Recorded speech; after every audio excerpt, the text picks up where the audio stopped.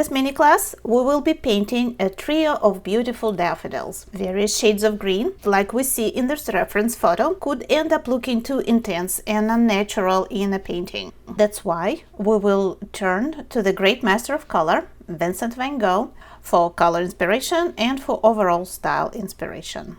Van Gogh didn't use green very often in his paintings, but these pink roses in the vase have lots of variations of the color and it's beautifully painted. I'll show you how to easily modify the greens you already have in your set of colors. In this class, I'm using a set of gouache made by Himi to make them look natural, varied, and three-dimensional. Let's start working on our daffodils and see if we can turn them into a masterpiece at least a little bit like Van Gogh's.